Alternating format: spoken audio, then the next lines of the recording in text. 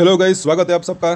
तो आज हम बात करेंगे अदानी ग्रुप की और ये बहुत बड़ी खबर निकल कर आ रही है। और अभी अभी यहाँ पर आप देख सकते हैं रिसेंटली आज की तारीख और टाइम, हिडनबर्ग एंड पार्टी पर मनी लॉन्ड्रिंग की जांच की आंच, सेबी के नोटिस से बदलेगा पड़ताल का रुख। और ये बहुत बड़ी न्यूज़ है। जैसे कि मैंने बोला था कि अब जो है जल्दी कुछ ना कुछ हो सकता है। अगर आप नए हैं दोस्तों इस चैनल के ऊपर तो सब्सक्राइब ज़रूर कर लें हमारे चैनल को। ज़्यादातर जो है हम रिपोर्ट को आसान भाषा में समझाने की कोशिश करते हैं। आज और भी कुछ न्यूज़ आई है तो उसके बारे में भी हम इस वीडियो के बाद में चर्चा करेंगे। हमारे चैनल को विजिट ज़रूर करें और सब्सक्राइब ज़रूर कर लें, अपने दोस्तों के साथ शेयर भी ज़रूर करें।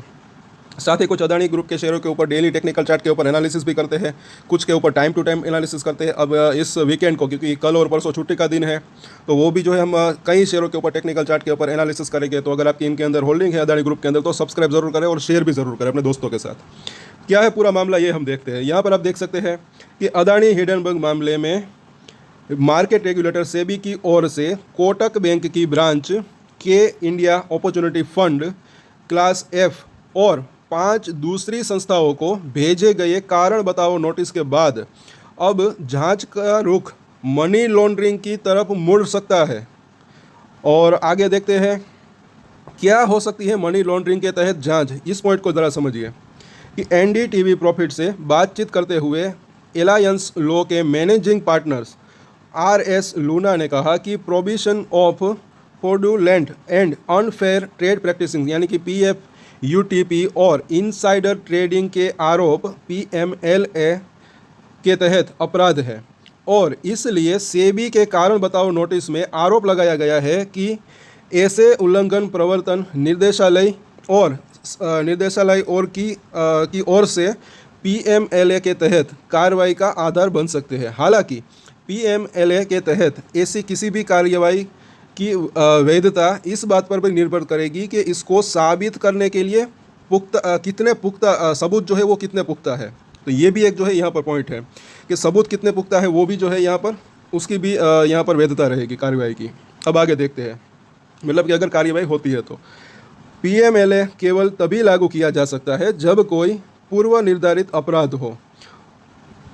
क्रॉप्स वैली एंड कंपनी के सीनियर पार्टनर संजय एशर ने एनडीटीवी प्रॉफिट से कहा कि इस पर अभी फैसला नहीं हुआ है और ये अब भी केवल एक अनुमान है और जांच चल रही है। उन्होंने कहा कि अगर सेबी फैसले के आधार पर कोई आदेश जारी करता है तो पीएमएलए लागू किया जा सकता है। सेबी का फैसला अंतर्राष्ट्रीय एजेंसियों और विदेशी रेगुलेटर्स के रेगुलेटरी सहयोग लेने की प्रक्रिया शुरू कर सकता है। लूना ने कहा कि विदेशी क्षेत्राधिकार वाली संस्थाओं के खिलाफ जांच करना कठिन काम है, इसलिए मैंने पिछली बार भी कई बार बोला है। कुछ लोग हमें कमेंट्स करते हैं कि ये कब तक जो है सेबी की रिपोर्ट आ सकती है, कब तक आ सकती है, लेकिन ये कुछ मामले जो है वो विदेश से जुड़े हुए होते हैं। मैंने कहा था उसके अंदर देर लग सकती है। हमारे यहाँ होता है तो मतलब कि उसके अंदर थोड़ी सी जो है हम जल्दी भी कर सकते हैं, लेकिन विदेश के अंदर अगर होता है तो थोड़ी सी देर लग सकती है, क्योंकि उनका भी कुछ मतलब कि रूल्स भी होते हैं वहाँ के भी, तो उनको हमें भी जो है कुछ थोड़ा बहुत फॉलो करना पड़ सकता है, ऐसा मुझे लग रहा है। अब आगे देखते हैं कि सेबी ने किस सेक्शन के तहत आरोप लगाए। सेबी ने बीते दिन कई संस्थाओं को कारण बताओ नोटिस जारी किया है, जिसमें नाथन एंडरसन, उनकी research firm Hindenburg research, mark Kingdon और किंगडन कैपिटल की अगुवाई वाली उसकी संस्थाओं और के India opportunity fund class F शामिल है, जो कि सेबी के साथ रजिस्टर्ड एक फंड है जिसे Kotak Mahindra international limited Kotak bank की शाखा मैनेज करती है। सेबी के कारण बताओ नोटिस में सेबी एक्ट की धारा 12A की कई जो है सब सेक्शन और धोखाधड़ी और अनुचित तरीके से व्यापार करने के रोकथाम नियमों के तहत उल्लंघन का आरोप लगाया गया है।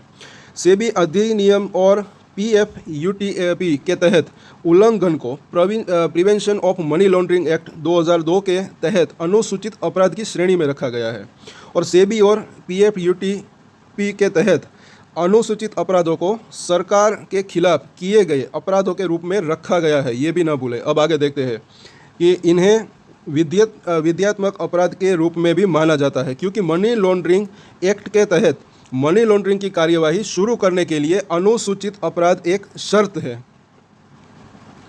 मनी लॉन्ड्रिंग मामलों की जांच ईडी यानी प्रवर्तन निर्देशालय करता है, जो आरोप साबित होने पर अधिनियम की धारा 48 और धारा 49 के तहत कार्यवाही शुरू कर सकती है।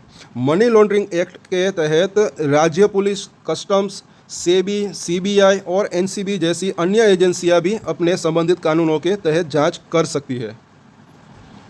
लेकिन ये भी पॉइंट यहाँ पर देख लें कि लेकिन ईडी की जांच आसान नहीं होगी।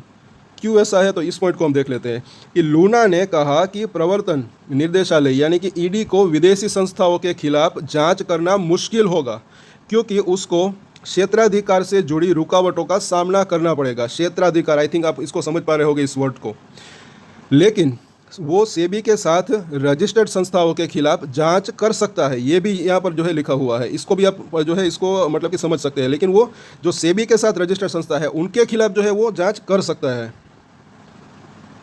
आखिर में देख लेते हैं कि सेबी भी सेक्शन 24 के तहत जांच कर सकती है, जिसमें दोषी पाए जाने पर जेल का भी प्रावधान है।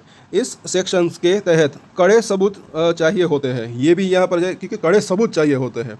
लूना ने कहा कि सेबी को अपने सबूतों से स्पेशल कोर्ट को संतुष्ट करना होगा।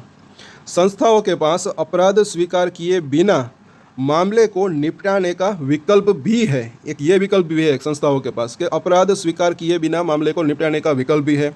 अब आगे देखते हैं कि लूना ने कहा कि लेकिन ये एक अलग प्रक्रिया के ज़रिए किया जाएगा, जहां फैसले के तहत पार्टियां रेगुलेटर के सामने समझौते की शर्तों को मानेंगे, जो बदले में इसे हाई पावर्ड एडवाइजरी कमेटी के सामने पेश करेंगे। सो ये जो है इसकी पूरी की पूरी रिपोर्ट है।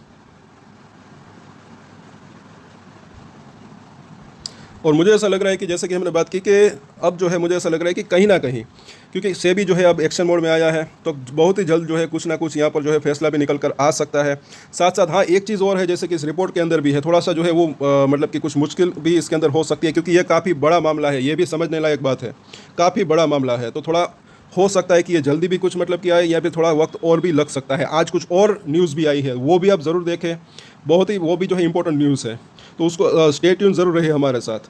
और कुछ शेयरों के बारे में भी हम चर्चा करेंगे। टेक्निकल चार्ट की अगर बात करें तो शॉर्ट टर्म के अंदर अगर देखें तो कुछ शेयरों के अंदर वोलेटिलिटी रह सकती है, लेकिन मीडियम टू लॉन्ग टर्म की बात करें तो कई शेयर के अंदर एक अच्छे रिटर्न मिलने की संभावना भी जो है वो हो सकती है। तो उसके ऊपर भी हम चर्चा करेंगे इस वीकेंड के ऊपर। कल और परसों जो है छुट्टी है, इस वीडियो के बाद भी कुछ और वीडियोस आएगी न्यूज़ वाली, तो वो भी आप ज़रूर देखिएगा।